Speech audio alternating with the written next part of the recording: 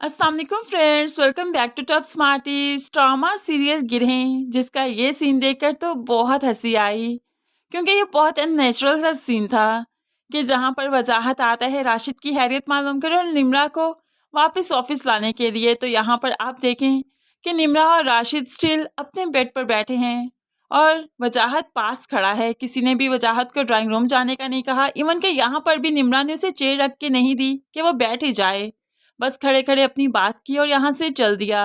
तो फ्रेंड्स, ये काफ़ी अननेचुरल सा सीन था, बहुत ही ड्रामाई, क्योंकि जब भी कोई मेहमान आता है तो सबसे पहले उसे बैठने की ही ऑफर करते हैं। इवन के उसके लिए चेयर लाई जाती है या उसे ड्राइंग रूम ले जाया जाता है, लेकिन यहाँ पर ऐसा कुछ भी नहीं हुआ।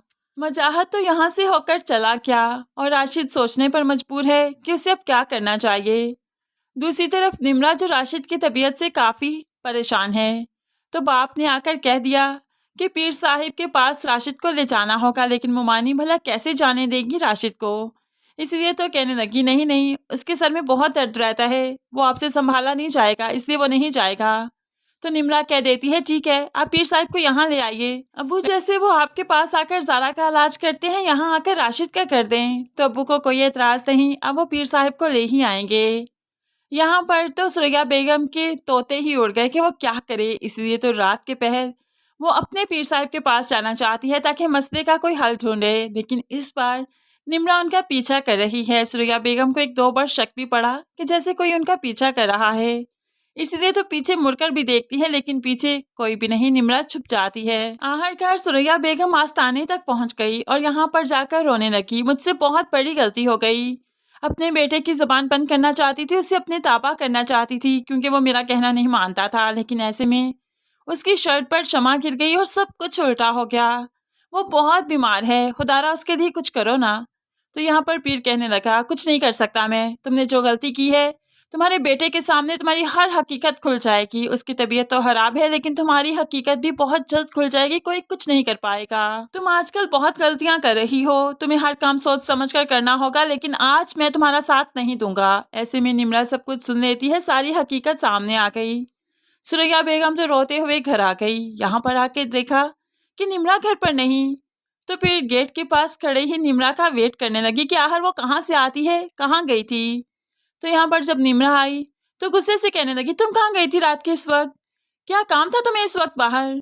तो निम्रा भी बता ही देती है मैं वहीं गई थी जहाँ आप गई थी, आपका पीछा कर रही थी, आपकी सारी हकीकत मुझे मालूम पड़ चुकी है। सुरैया बेगम एकदम से परेशान होगी, क्या मतलब, कहाँ गई थी मैं।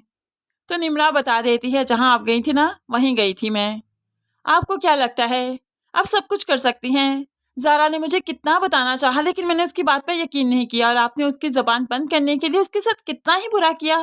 और राशिद राशिद तो आपका अपना बेटा था, उसके साथ ये सब कुछ क्यों कर रही हैं। आप जानती हैं मैं ना अपने मेके में कुछ बताऊंगी, ना ही राशिद को कुछ बताऊंगी, ना ही मेरी बात पर कोई एतबार करेगा।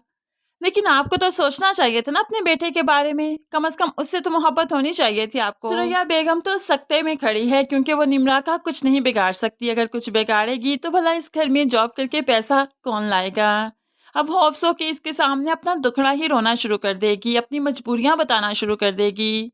दूसरी तरफ निम्रा राशिद की तबीयत को देखकर काफ़ी परेशान है, तो उसे तसल्ली देते हुए कहने लगी सब ठीक हो जाएगा ना, अब तो तुमने मुझे इजाज़त भी दे दी, मैं तो जॉब कर सकती हूँ, तो फिर किस बात की परेशानी है। तो राशिद बेबसी के आलम में कहने लगा इजाज़त नहीं दी, तुमसे दरख्वास्त की है कि अगर तुम घर से नहीं निकली, जॉब नहीं की, तो इस घर का गुजारा नहीं होगा, फजो की शादी नहीं हो पाएगी।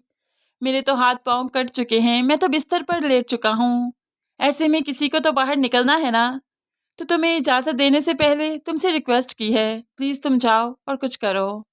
दूसरी तरफ आखिरकार शहाबुद्दीन साहिब इनके घर आ गए। जैसे ही इनके घर में एंटर हुए, दहलीज पार की, फौरन से पहले जान जाते हैं कि यहीं पर सारी बुराई है। अब यहाँ पर उन्हें सारी समझ तो आ गई। सुरैया बेगम की हिम्मत ही नहीं कि उनका सामना करे, क्योंकि उनका सामना करेगी तो फिर वो औरत भी सामने आ ही जाएगी जो कि ये सब कुछ कर रही है, क्योंकि नेक लोगों को सब कुछ नज़र आ जाता है। हम यहाँ पर इन्हें सब कुछ मालूम तो पड़ गया, लेकिन अल्लाह के नेक बंदे लोगों का पर्दा रखना बहुत अच्छे से जानते हैं, इसलिए ढके छुपे अल्फाज में ही सब कुछ बताएंगे, राशिद का इलाज करेंगे, लेकिन किसी पर सुरैया बेगम की हकीकत अभी तक अया नहीं करेंगे।